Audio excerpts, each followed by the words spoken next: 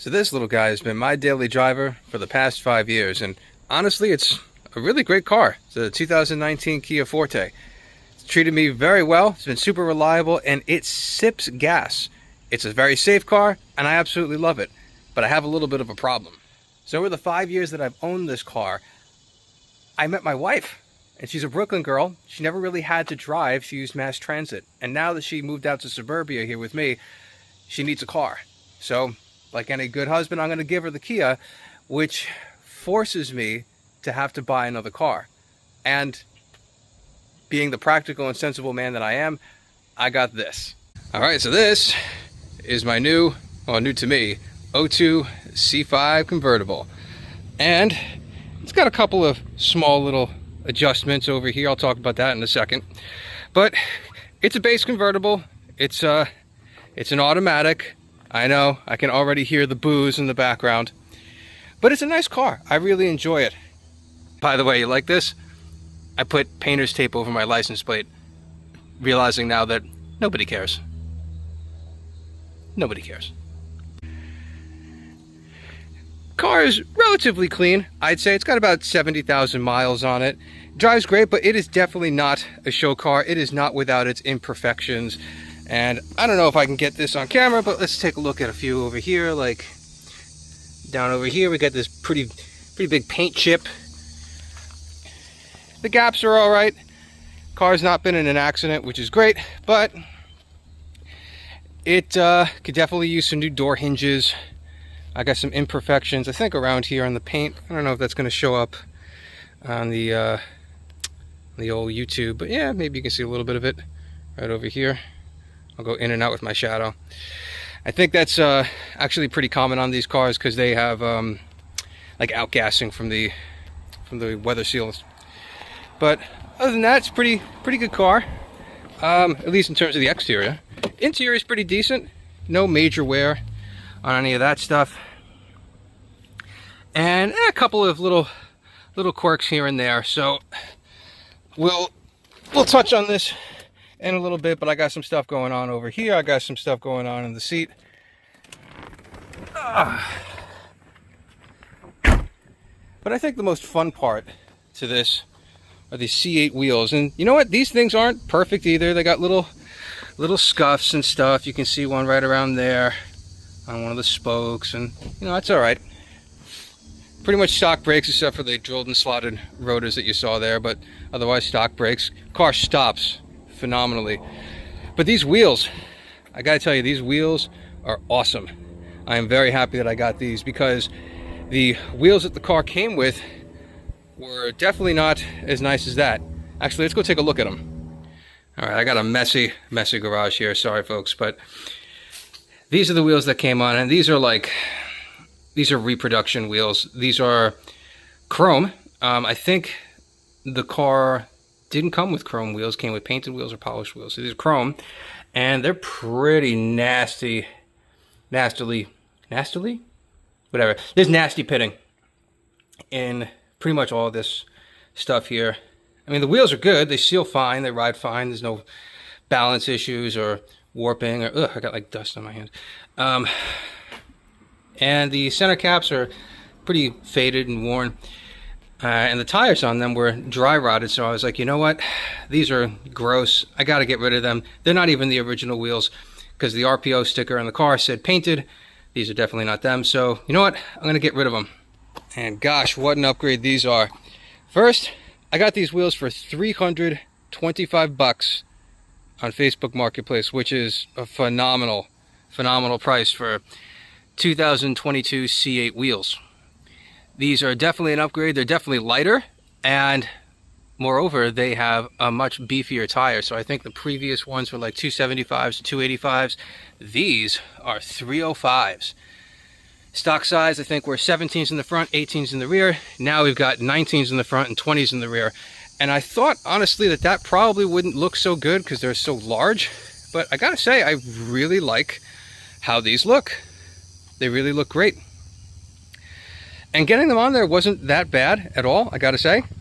I was really happy to hear that these wheels, at least from the previous owner, who was also running them on a Corvette, an 01 C5 that is, They were machined in the front, so they just bolted right on. That was great. In the rears, though, they didn't really mate up perfectly. He said they were machined, but they didn't mate up great. So I am running a spacer in the back here. I don't know if you can see that. Let me see if I can get the camera to focus. There it is. So right back there, it's a little spacer. It's pretty small. I want to say it's like a 15 mil spacer.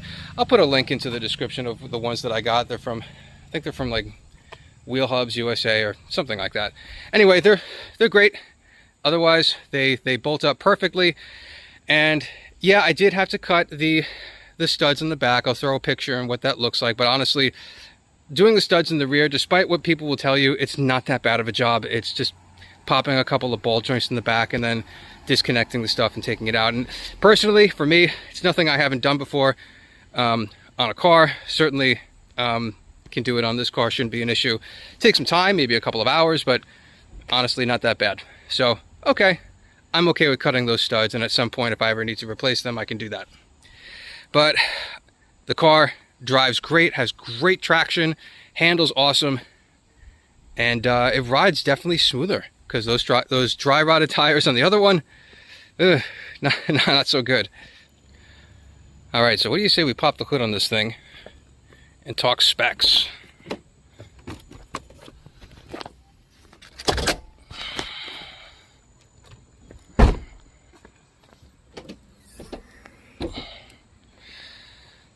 Ooh, I gotta wash up in here. But all right, let's talk specs. So under the hood is a 350 horse LS1 V8. It's got an LS, all aluminum.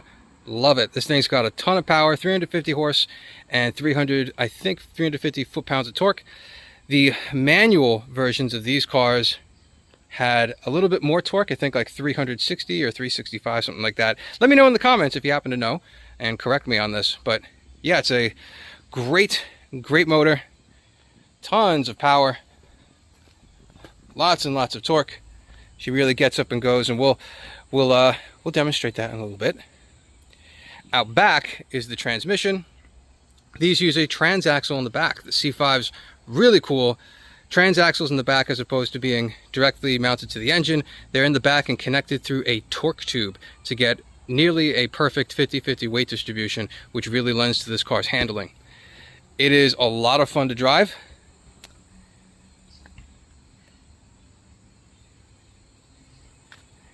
And even though the transmission in this car is a 4-speed automatic, and even though it's got the really tall 273 gearing in the rear end, it still has a pretty good amount of power. And I gotta say, it's got great gas mileage on the highway, easily 30 miles per gallon. It just kind of cruises at like 1500 RPM when you're doing like 60. It's pretty awesome, I gotta say. All right, let's hop in. I'll show you what's going on in the interior, and I'll take it for a spin. You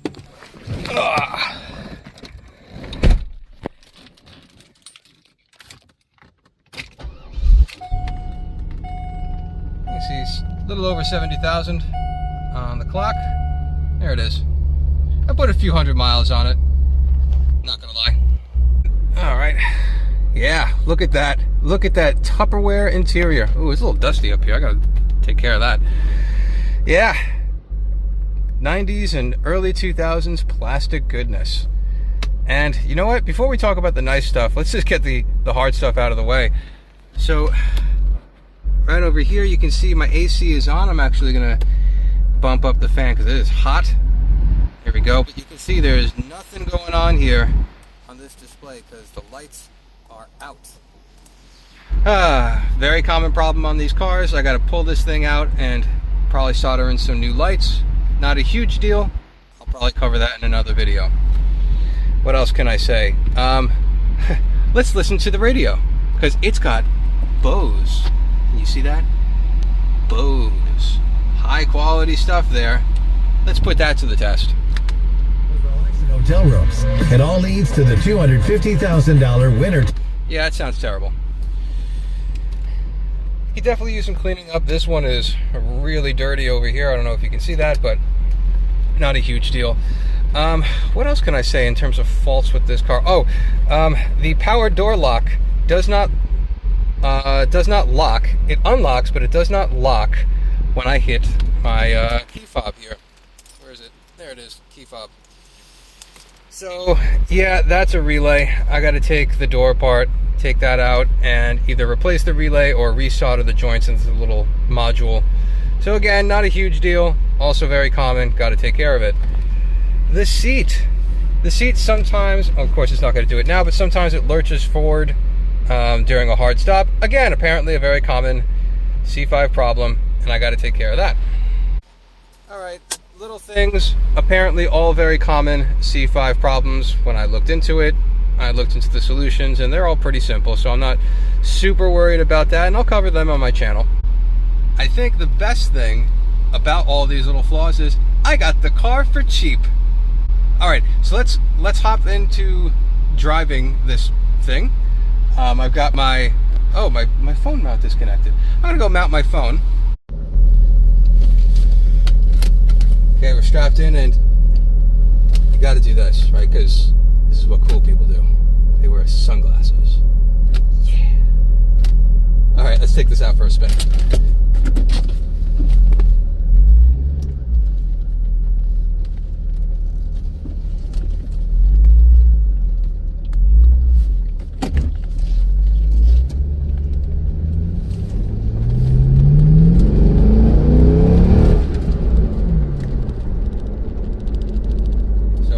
Gate, she's got some hair, which is awesome.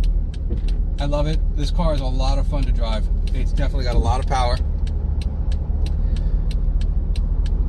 And the brakes on this car are phenomenal. This car stops on a dime. Nice, strong pad, and super short stopping distance. Doesn't really lock up very easily. I love it. Great brakes. Steering on this car, nice and firm. Not like a lot of modern cars where the power assist is just like too much power assist, excuse me, and you just like, you can't really feel anything in the road. You feel connected with this. It gives you enough not to be a real bear in terms of driving the car, not like my C3, but it's still firm enough to give you a nice connection with the road, which I really like. The ride quality on this car, I gotta say, is pretty decent. I guess by Corvette standards, it is a decent ride quality. Just don't expect this car to be peak luxury, super nice and comfortable and soft.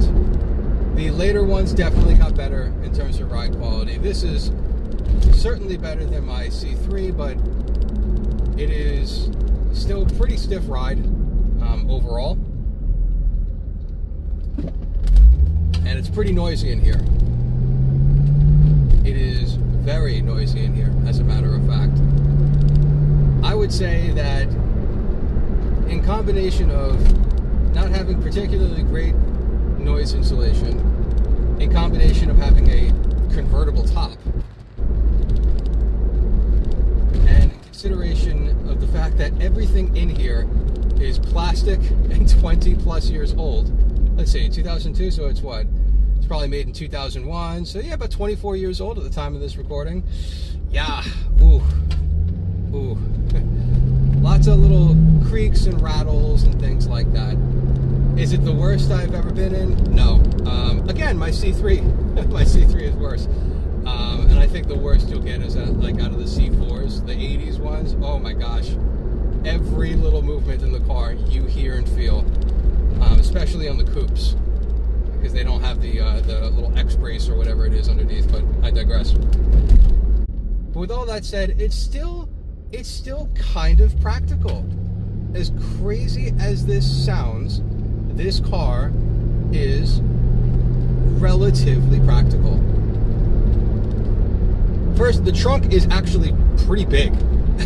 It is not really deep, but it is, well, it's not deep in terms of height, but it goes back pretty far. It goes deep, I guess. I'm not explaining this very well at all. You know what, let's go bring up a picture. Through the magic of editing, let's go take a look at a picture. right, so you can see what I mean. It's got a pretty decent trunk size, which I really like. You can also access the trunk from directly behind the seat, so that's kind of cool.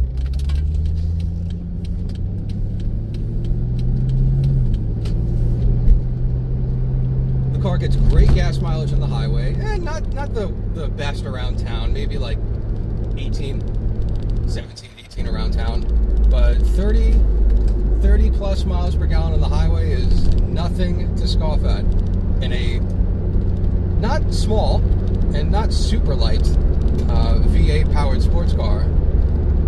Yeah, it's pretty good, I have to say.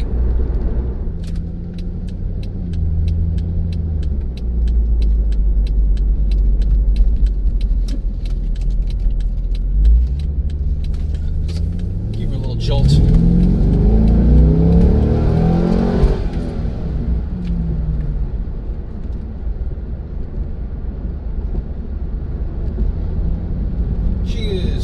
Sprightly,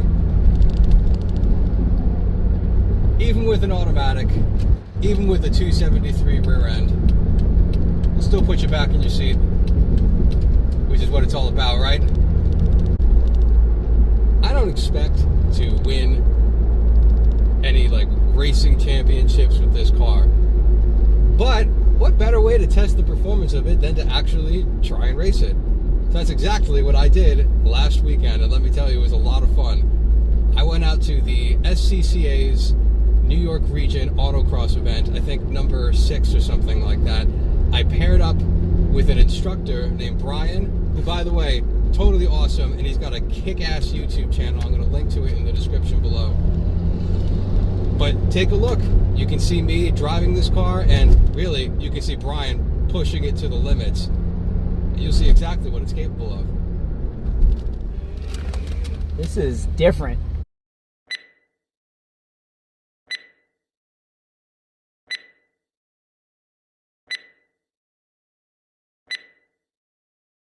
What you want?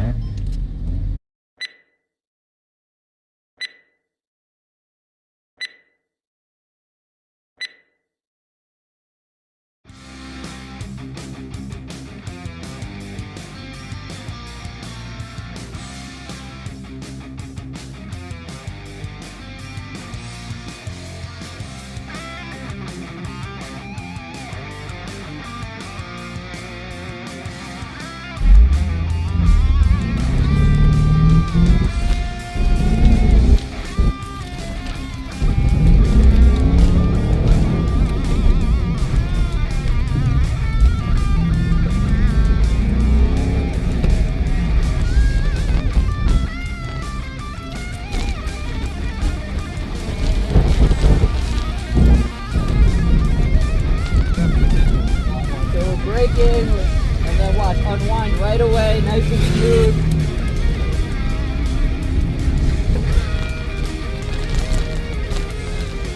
Yeah, this is power!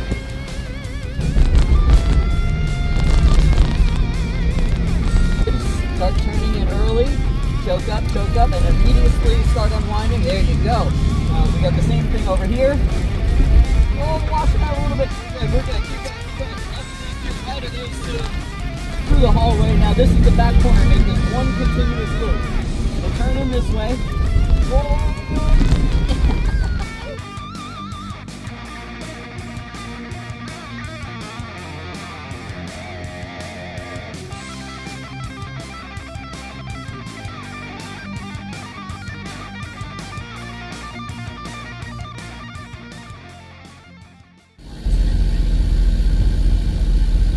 So we've got the top up. While I was out doing field work, we got hit with some pretty heavy downpour. I am soaked. The interior of my car is soaked. And we're probably not going to improve the time any bit, but that's okay. Still learning, still having a blast. And maybe next time in another month, I'll do better than second to last. Nah, we're going to improve. We're going to do it. There's still some time out there. I love your enthusiasm. And Alright, still look ahead. Unwind that wheel, unwind that wheel. You feel the grip come back? That's gonna happen here. It's gonna be ready for you. There you go. Good stuff, good stuff. Oh, you're feeling it now. Unwind the wheel, unwind the wheel, unwind the wheel. There you go.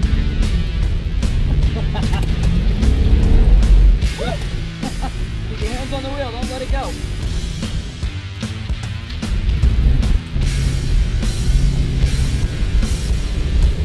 There you go, left. Okay, turn, turn, turn, turn, turn. Get ready for the back. In and out. Oh. So that was really cool. Bryan, driving this car, placed third in his class, which was the Classic American Muscle S, I think, Sport, which is pretty amazing if you think about it, because this car is basically stock except for the wheels. It doesn't have a performance alignment. Nothing was really fine-tuned on it. Tire pressures weren't even fine-tuned on it. I just put like 36 pounds at all four corners and and sent it. And yet he did really, really well in an automatic, which, by the way, automatics don't really do particularly well at autocross. And yet he still finished third in a car that he's never driven before. He's never driven a Corvette before. That, to me, I think is really cool. I, on the other hand, I suck. I finished dead last. It was pretty miserable, but honestly, I still had a ton of fun, and I'm gonna learn and practice and get seat time, and hopefully I'll do better than last place next time. All right, I gotta take this puppy home. I think I'm gonna pull over and put the top down, right? It's a convertible and it's a beautiful summer day. Why not?